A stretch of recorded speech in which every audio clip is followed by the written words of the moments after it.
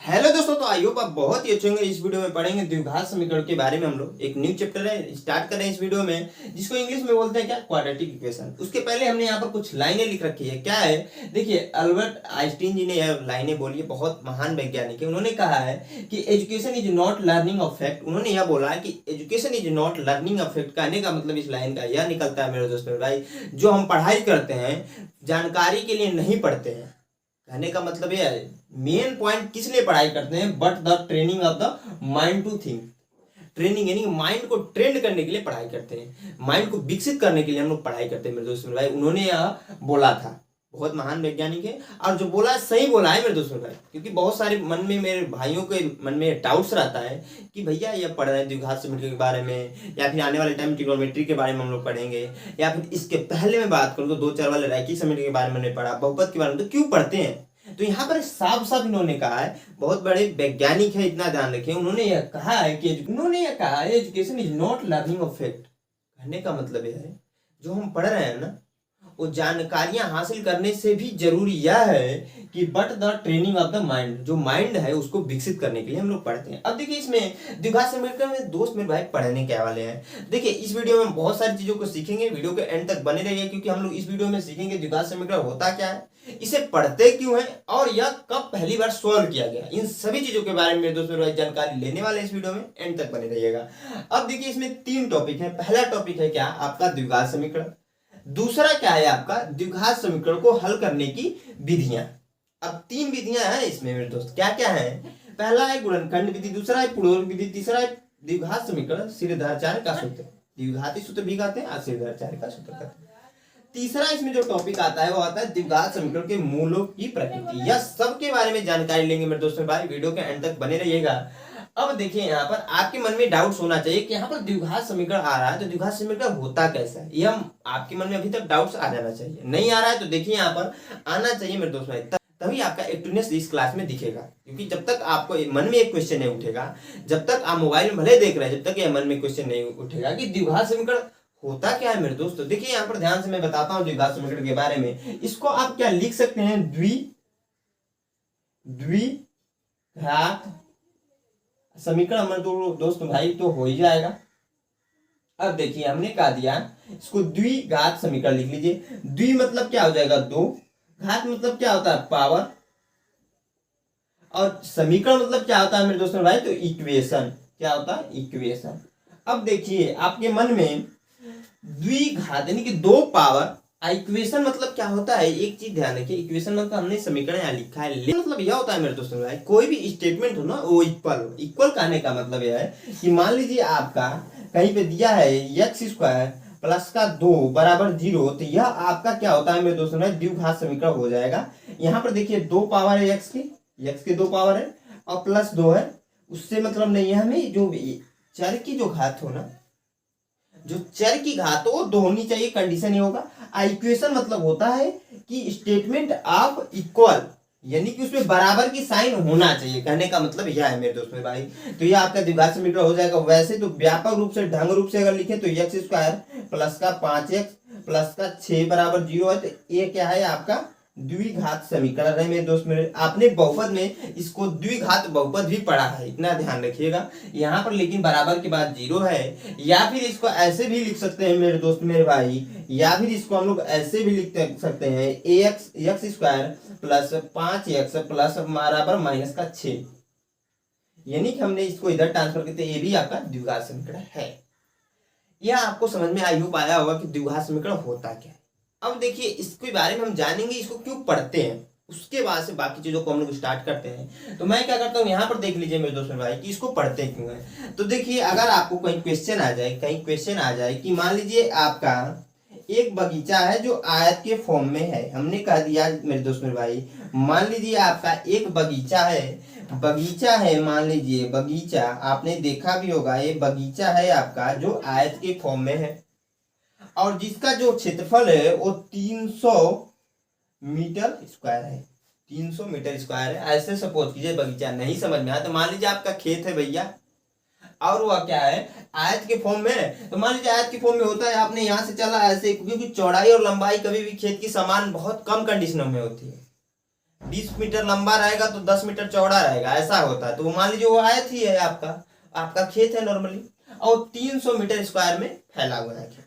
अब देखिए यहाँ पर कंडीशन यह है, कंडीशन यह दे देना मेरे भाई ना, जो लंबाई है ना उसकी, जो लंबाई है इस आयत की, जो लंबाई है उसकी चौड़ाई से, उसकी चौड़ाई से दोगुने से 1 मीटर एक अधिक है, 1 मीटर नहीं 1 अधिक है, यह कंडीशन दे दिया। कहने का मतलब कह रहा है जो लंबाई जो है ना उसकी चौड़ाई से दोगुने से 1 अधिक है, जो यहाँ पर इस आयत की लंबाई है। अब देखिए यहाँ पर ऐसे क्वेश्चन बन जाए तो आप कैसे सोल्व करेंगे, इसको सोल्व करने के लिए हमें द्विघात समीकरण की जरूरत पड़ेगी। कैसे मेरे दोस्तों, हम यहाँ पर क्या कर ले, मान लीजिए हमने मान लिया चौड़ाई को x, हमने चौड़ाई को x मान लिया। अब स्टेटमेंट ये दिया है जो लंबाई जो है ना उसकी चौड़ाई जो है उसकी दोगुने से 1 अधिक है। ये चौड़ाई है आपका, चौड़ाई के दोगुना यानी कि 2x हो जाएगा, 1 अधिक यानी प्लस का 1 कर देंगे, तो लंबाई आपका यह हो जाएगा 2x प्लस 1। हमने फार्मूला पढ़ा है आयत का क्षेत्रफल बराबर हमने फार्मूला पढ़ा है, आयत का क्षेत्रफल बराबर हमने फार्मूला पढ़ा है मेरे दोस्त मेरे भाई, लंबाई गुणे चौड़ाई। इस फार्मूले में इसको अप्लाई कर दी तो आयत का क्षेत्रफल क्या है, आयत का क्षेत्रफल यहाँ पर दिया है 300 मीटर स्क्वायर, तो 300 बराबर लंबाई क्या है, यहाँ पर लंबाई है 2x प्लस का 1, और चौड़ाई क्या है, x है, तो x को रख दीजिए। तो यहाँ पर देखिए इसको सोल्व करेंगे द्विघात समीकरण बन जाएगा कैसे, तो 300 बराबर इसका इसमें होगा तो 2x स्क्वायर हो जाएगा प्लस का x हो जाएगा, इसको पलट कर लिख दीजिए, तो 2x स्क्वायर प्लस का x बराबर 300। ये आपका द्विघात समीकरण हो गया मेरे दोस्तों, प्लस x बराबर 300 आ गया, ये आपका द्विघात समीकरण है। इसी को पढ़ने के लिए मेरे दोस्तों भाई हमने क्या किया, यहाँ पर द्विघात समीकरण को स्टार्ट किया पढ़ना। और देखिए द्विघात समीकरण को हम लोग क्यों पढ़ते हैं इसके बारे में आपको जानकारी मिल गया होगा। मान लीजिए एक नॉर्मल सा क्वेश्चन आ गया जो थ्योरेटिकली था, मैंने बना दिया यहाँ पर द्विघात समीकरण के रूप में, तो क्यों पढ़ते हैं यहाँ समझ में आया होगा आपको। अब देखिए इसका इतिहास जानेंगे हम लोग, क्योंकि वो इंपॉर्टेंट, कोई भी यूट्यूब पर नहीं बता रहा है आप लोग का कि द्विघात समीकरण का थोड़ा सा इतिहास, ज्यादा नहीं पढ़ेंगे, थोड़ा सा जरूर पढ़ेंगे कि द्विघात समीकरण का इतिहास क्या, किसने सबसे पहली बार खोजा था, किसने उसके बाद खोजा। तो मैं क्या करता हूँ इन सभी चीजों को मिटाता हूँ मेरे दोस्त में, उसके बाद से हम लोग इसके बारे में जानकारी लेंगे कि किसने सबसे पहली बार खोजा और किसने सबसे पहली बार सॉल्व किया, इसके बारे में जानकारी लेंगे। उसके बाद हम लोग द्विघात समीकरण को देखेंगे मेरे दोस्त में। बहुत अच्छी वीडियो होने वाली, ध्यान से देखेंगे, मजेदार वीडियो होने वाली है। अभी तक वीडियो अच्छी लगे तो एक लाइक जरूर दोस्तों के साथ शेयर जरूर कर दीजिएगा। हाँ दोस्तों, द्विघात समीकरण को सर्वप्रथम जिसने सॉल्व किया वो थे आपका, क्या थे मेरे दोस्त मेरे भाई, वो थे आपके यहाँ पर बेबीलोन वासियों ने सबसे पहले सॉल्व किया था इसको, बेबीलोन वासियों सबसे पहले इसको सॉल्व किया था, द्विघात समीकरण को सर्वप्रथम सॉल्व किया था। अब देखिए बेबीलोन कहाँ पर स्थित है, तो यह जान लीजिए इस समय, उस समय तो कुछ और था क्योंकि वहां पर एक देश था, साम्राज्य, उसकी राजधानी थी। इस टाइम पर अगर मैं बात करूं मेरे दोस्तों भाई, तो क्योंकि देखिए जगहों का नाम आजकल तो आसानी से बदलते रहते हैं, क्योंकि इलाहाबाद का इस समय प्रयाग है, तो वैसे ही उस समय का साम्राज्य की एक राजधानी थी बेबीलोन, वहां के निवासी थे जिन्होंने द्विघात समीकरण सर्वप्रथम क्या किया था, सॉल्व किया था मेरे दोस्तों भाई। अभी तो है साम्राज्य का नाम बदल कर कुछ और रख दिया गया है, लेकिन इस समय अगर मैं बोल दूं तो बेबीलोन जो है ना, बगदाद एक सिटी है, बगदाद एक सिटी है, उससे 80 किलोमीटर दूर दक्षिण में स्थित है मेरे दोस्तों भाई। किससे, दक्षिण में इसके स्थित है, दक्षिण में स्थित है, बगदाद सिटी के 80 किलोमीटर दूर दक्षिण में स्थित है ये आपका बेबीलोन। वासियों तो आदमी कहीं पर भी रहते हैं, मान लीजिए आप गोरखपुर में रहते हैं तो गोरखपुर वासी हो जाएंगे, गोरखपुर वासी हो जाएंगे, देवरिया रहते हैं देवरिया वासी हो जाएंगे, वैसे ठीक है यहाँ पर बेबीलोन में रहते थे, बेबीलोन वासियों को बोला गया। अब देखिए मेरे दोस्त भाई, इन्होंने सर्वप्रथम सॉल्व तो किया लेकिन अच्छे से सॉल्व नहीं कर पाए, क्योंकि आपको भी पता है गाड़ी बनाई जाती है तो पहली बार जब बनेगी ना तो कुछ और दिखेगी, बाद में उसको मॉडिफिकेशन जब किया जा रहा है आज के दौर में तो कुछ अलग ही बनकर आ जा रही है। पहले वो उतनी खूबसूरत ना भी लग रही है, बाद में और उसको इनहेंस कर लिया जा रहा है, लेकिन वो पहली बार में बनना पॉसिबल नहीं है, क्योंकि पहली बार में तो उसे आकार दिया जाता है किसी भी चीज को। महिंद्रा स्कॉर्पियो 2002 में आई थी, आज की फेमस गाड़ी है हमारे यहाँ यूपी में, महिंद्रा स्कॉर्पियो 2002 में आई थी मेरे दोस्तों भाई। आज के टाइम मिलाइएगा स्कॉर्पियो का उस टाइम की स्कॉर्पियो मिलाए, वो आपको एकदम बेकार लगेगी, लेकिन उस टाइम के लिए वही अच्छा था।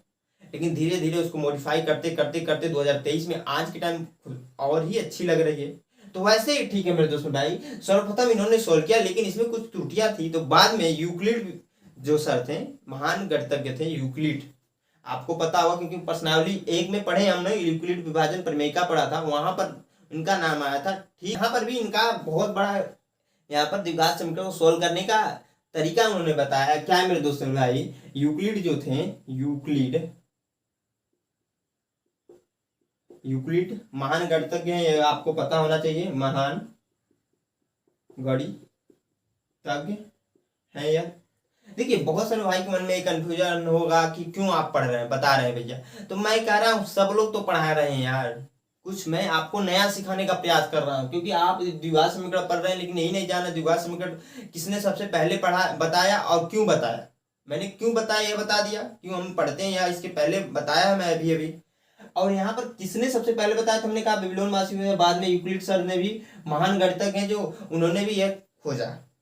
सिंपल सी बात है। लेकिन अगर वास्तव में देखा जाए मेरे दोस्तों भाई, वास्तव में अगर देखा जाए तो भारत के ही लोगों ने इस द्विघात समीकरण को खोजा था। लेकिन क्या है ना कि देखिए, आपके पास अनुभव कितना है यह मायने नहीं रखता, आपके पास टैलेंट कितना है यह मायने नहीं रखता, आपके पास साधन कितने हैं यह मायने रखता है।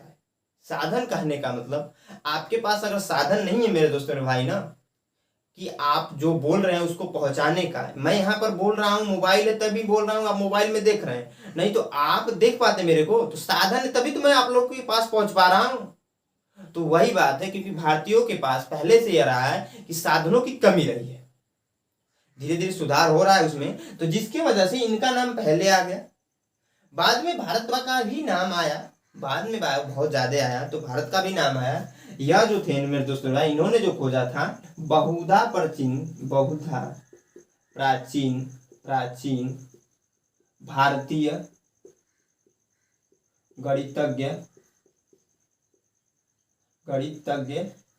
जो है, इसकी खोज की सबसे पहले जो है मेरे दोस्तों भाई खोजा था, बहुधा प्राचीन भारतीय गणितज्ञों ने सबसे पहले खोजा था, मैंने बताया। लेकिन रिसोर्सेज नहीं था, लोगों के सामने नहीं लेकर आ पाए, बाद में आया लेकिन उस समय नहीं लेकर आ पाया, क्योंकि देखिए टाइमिंग भी बहुत बड़ा खेल है। तो यहाँ पर बहुधा प्राचीन भारतीय गणितज्ञों ने द्विघात समीकरण को खोजा था, द्विघात समीकरण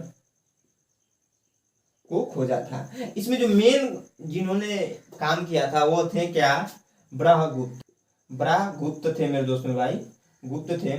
और इन्होंने यह बताया कि द्विघात समीकरण का जो यहाँ पर व्यापक रूप होता है ax² + bx = c को इन्होंने यह खोजा था। बाद में इसे क्या किया, इधर ट्रांसफर कर दिया। जब पहले इन्होंने यह खोजा था, बाद में क्या किया, बेबीलोन वासियों ने या फिर यूक्लिड सर ने क्या किया ना, इसको इधर ट्रांसफर कर दिया और ax² + bx + c, यहाँ पर माइनस नहीं सही है, बाद में इसको ट्रांसफर किया +c = 0 किया। ये नहीं कि c = 0 किया डायरेक्टली, क्योंकि इसको अगर ट्रांसफर करेंगे तो माइनस यहाँ पर आ जाएगा। लेकिन इन्होंने क्या किया, +c = 0 किया और इसको नाम दे दिया आपका द्विघात समीकरण का।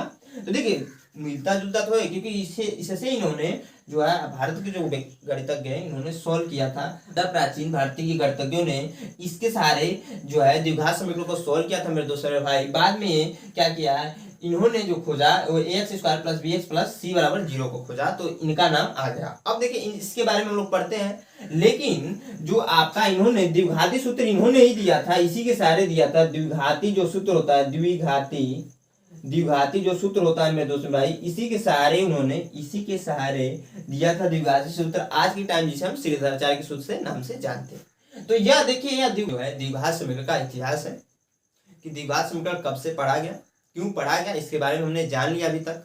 अब देखिए यहाँ पर मैं क्या करूंगा, द्विघात समीकरण कुछ लिखूंगा, उसको हम लोग जानने का प्रयास करेंगे कौन सा द्विघात समीकरण है कौन सा नहीं है। वीडियो भी अच्छी खासी लंबी हो चुकी है, तो मैं उसको बताकर इस वीडियो का एंड करूंगा, क्योंकि मैंने बताया था वीडियो के स्टार्टिंग में ही, सिर्फ और सिर्फ इस वीडियो में हम लोग द्विघात समीकरण के बारे में जानेंगे, क्यों पढ़ते हैं और कब पढ़ा गया सबसे पहले, इसके बारे में जानेंगे। बाद में देखिए इसके बाद वाली जो वीडियो है ना, प्रश्नावली की वीडियो होगी, मस्त समझ में आएगी। क्योंकि देखिए कॉन्सेप्ट मैं हमेशा बोलता हूँ, अगर आपका कॉन्सेप्ट क्लियर है ना, मेरे दोस्त मेरे भाई, प्रश्न जो है आसानी से आप कर ले जाओगे। मैं इसको मिटाया क्या करता हूँ, कुछ द्विघात समीकरण को यहाँ पर लिखता हूँ, आपको बताना है कौन सा द्विघात समीकरण है और कौन सा नहीं है। एक खेल है, मजेदार खेल है, आपको बताना है।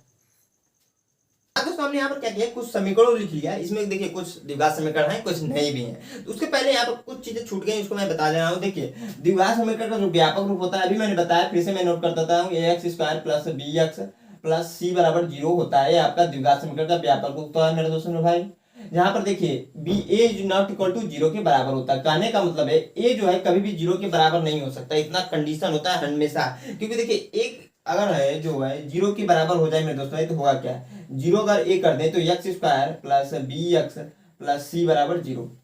तो मतलब यह वाली वैल्यू तो जीरो हो जा रही है, क्योंकि जीरो का गुणा इसमें हो जाएगा एक्स स्क्वायर में, तो जीरो हो जाएगी, तब तो ये द्विघात समीकरण रही नहीं जाएगा ना। तो इसलिए एक कंडीशन होता है A is not equal to zero के, ए जो है कभी बराबर नहीं होगा जीरो के, और ए बी और सी जो है ये सब क्या होती है, वास्तविक संख्याएं होती है, वास्तविक। अब वास्तविक संख्या क्या होती है, जिसके बारे में मैंने बहुत अच्छे से डिस्कस किया पहली वीडियो में, पहले चैप्टर की पहली वीडियो में बहुत अच्छे से बताया गया, आप लोगों ने पढ़ा भी होगा।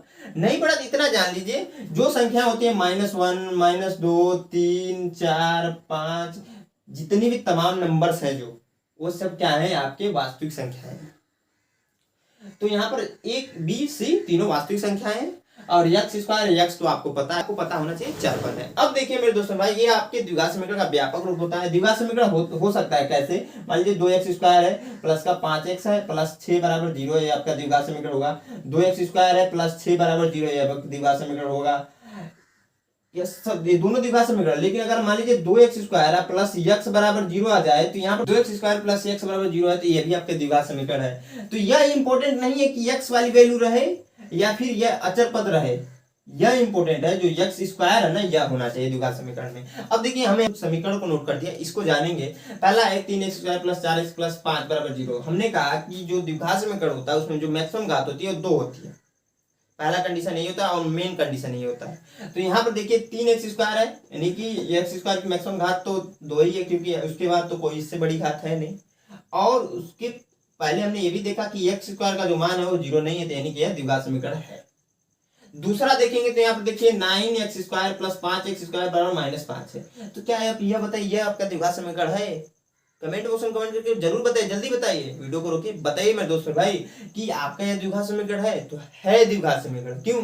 क्योंकि देखिए यहाँ पर -9x स्क्वायर है प्लस 5x स्क्वायर है, तो जो x की मैक्सिमम घात क्या है, 2 है। हमने यही कंडीशन पढ़ा है कि x की मैक्सिमम घात 2 हो, एज नॉट इक्वल टू 0 के बराबर हो, जहां पर व्यापक रूप जब हम देख रहे हैं, का मतलब मेरा दोस्त भाई है जो x स्क्वायर का गुणांक है ना वो 0 नहीं होना चाहिए सिंपली। तो ये देखिए यहाँ पर देखिए एक्स स्क्वायर का गुणांक -9 है, यहाँ पर एक्स स्क्वायर का गुणांक 5 है। इसको सोल्व कर लीजिए, आप लोग सोल्व भी कर सकते हैं। कैसे सोल्व करेंगे, तो -4x स्क्वायर और बराबर -5, क्योंकि यहाँ पर घट रहा है ना, यह जब घटेगा तो -5 आ जाएगा, यानी कि हम इसको सोल्व कर देंगे तो इसको इधर ट्रांसफर कर भी सकते हैं। तो -4x स्क्वायर प्लस का 5 बराबर 0, ये आपका द्विघात समीकरण है। मैंने कहा एक्स स्क्वायर हो जिसमें भी जिस भी समीकरण हो द्विघात समीकरण हो जाएगा, मैक्सिमम घात होना चाहिए हो। अब यह देखिए, इसको बताइए आप कमेंट बॉक्स में कमेंट करके, यह द्विघात समीकरण है कि नहीं। 4x³ है -8x स्क्वायर बराबर 3 है, तो ये आपका द्विघात समीकरण नहीं, क्योंकि देखो x की मैक्सिमम घात की कंसीडर करते हैं, आपको भी बताया किसी भी समीकरण में वो 3 है यहाँ पर, तो द्विघात समीकरण होगा नहीं। अगला देखेंगे तो x² प्लस 41 -5, यह आपके द्विघात समीकरण होगा, क्योंकि जो x की मैक्सिमम घात होगा मेरे दोस्तों भाई यहाँ पर वो 2 है। अगला क्वेश्चन देखेंगे तो x² प्लस 3 है, आपका x² प्लस का 3 बराबर 0, तो यह भी आपका द्विघात समीकरण है, क्योंकि मैंने कंडीशन बता रखे हैं आपको, कंडीशन क्या होते हैं ये हमने बताया है। फिर है 4x² प्लस x बराबर 0, यह आपकी द्विघात समीकरण है कि नहीं है? तो बहुत सारे मेरे भाई लोग कंफ्यूज भी होंगे कि यह द्विघात समीकरण नहीं भी हो सकता है, क्यों? क्योंकि देखिए आप क्या कर सकते हैं, x कॉमन ले सकते हैं, x जो कॉमन लेंगे तो 4x आ जाएगा प्लस का 1 आ जाएगा बराबर 0, इस x को इसमें भेज सकते हैं। लेकिन ऐसा नहीं होता है मेरे दोस्तों भाई, अगर आप ऐसा कर रहे हैं ना, तो यहाँ पर क्या कर सकते हैं, x बराबर 0 एक आंसर हो जाएगा, दूसरा 4x प्लस का 1 बराबर 0, यानी कि x बराबर एक और इसको इधर ट्रांसफर करेंगे -1 आ जाएगा, और यहाँ पर गुणे में इधर भाग में है तो x बराबर जो आएगा -1/4, यानी कि 2 आंसर आ जा रहे हैं ना द्विघात समीकरण। द्विघात समीकरण ऐसा रूल भी होता है कि सोल्व करने के बाद 2 आंसर आना चाहिए। देखिए इसके बारे में हम आगे पढ़ेंगे, मैंने यहाँ पर बता दिया, समझ में शायद ना भी आया होगा आप लोगों को, लेकिन इतना जानिए ये आपका द्विघात समीकरण होगा। अगला देखिए तो आपका ये भी द्विघात समीकरण है, क्योंकि यहाँ पर जो x की मैक्सिमम घात है 2 है। अगर मान लीजिए आ जाता है x² प्लस का 20x यहाँ पर आ गया प्लस का 5 बराबर 0, यहाँ पर आ गया 0, तो आप यह बताइए द्विघात समीकरण है? बहुत सारे भाइयों ने कहा यस, कह दिया होगा, आप तो मुझे पता है। अरे भैया मैंने बताया था कि यहाँ पर अगर x² का जो गुणांक हो 0 हो ना, तो वहां पर क्या हो जाएगा, जब x² का गुणांक ये 0 है, इसमें इसका गुणा हो जाएगा, तो ये तो भैया हो जाएंगे 0, यानी कि 20x बचेगा प्लस का 5 बराबर 0। ये आपका द्विघात समीकरण है, नहीं ना है तो ये द्विघात समीकरण नहीं होगा। सिंपल चीज है। आई होप आप लोग को समझ में आएगा द्विघात समीकरण क्या होते हैं। देखिए इसको नोट जरूर कीजिएगा, नोट करना बहुत जरूरी था मेरे दोस्तों। बाकी देखिए इसमें उदाहरण बहुत सारे, उसको आप लोग सॉल्व कीजिएगा। मैं नेक्स्ट वीडियो में पर्सनालिटी की क्वेश्चन करूंगा, क्योंकि ये वीडियो अच्छी खासी लंबी हो चुकी है, तो मैं अपनी वीडियो का इधर एंड करने जा रहा हूँ मेरे दोस्तों भाई। तो आई होप आप लोग को ये वीडियो अच्छी लगी। वीडियो अच्छी लगी तो एक लाइक जरूर कीजिएगा, दोस्तों के साथ ज्यादा से ज्यादा शेयर कीजिए मेरे दोस्त मेरे भाई, क्योंकि वीडियो पे व्यू उतने नहीं आते जितना मैं एक्सपेक्ट करते हैं, तो इसलिए आप शेयर जरूर कीजिए। शेयर करने से क्या होता है, व्यूअरशिप बढ़ेगा तो मोटिवेशन मिलेगा ज्यादा से ज्यादा वीडियो आप लोग के लेकर लिए आने का, तो के लिए लेकर आने का। आज चैनल को हमारे पहली बार विजिट कर रहे हैं तो अभी तक सब्सक्राइब नहीं किया तो सब्सक्राइब के लिए। तो जय हिंद दोस्तों।